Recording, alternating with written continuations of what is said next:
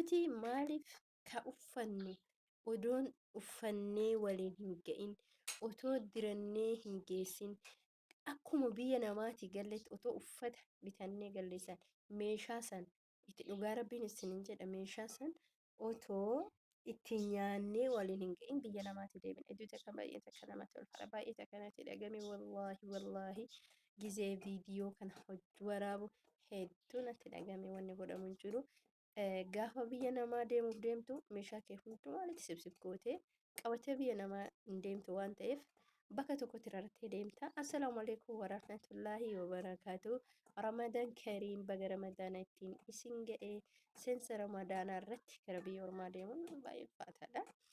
Alhamdulillah addunyaan tuni raakamtuudha isin tuni guutamtu. Waan baay'ee na gaddisiise baay'ee natti dhagame. Nuti gaafa biyya namaatti galle uffata bitannaa maal bitannee galla jechuudha. Garuu wantoota binnee galleessan ittiin nyaannu uffannee nurraa jechuun uffatuma san uffattee waliin ga'uu hin dandeessu jechuudha.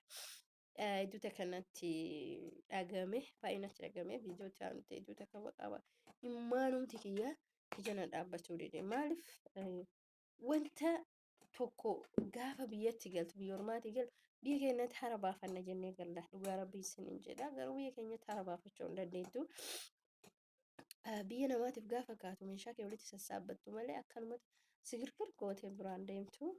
Alhamdulillah ala kulli haali maal godha wanni godhamu hin jiru baay'ee natti dhagame dhugaa rabbii dubbachuuf bakka meeshaa kana halkan gara sa'aa kan 10 akkas rafe jechuudha edda bakka hin jiraa miti.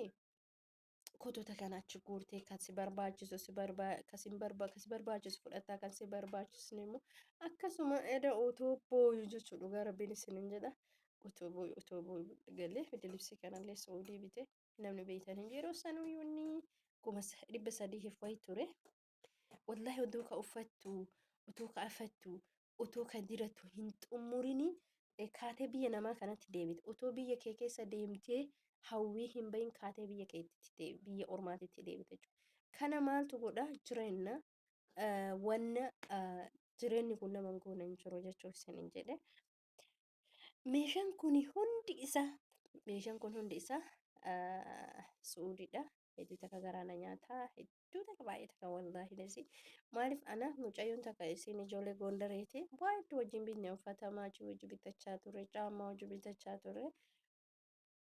Kanneen kana immoo biyyuma keessatti bite alhamdulillah rabbil alamin rabbi fayyaa nuu haa kennu. Jireenyi biyya keenyaa kun sin xummursiisu meeshama kee uffattee afattee hawwiin baatu biyya keenya keessatti jechuudha.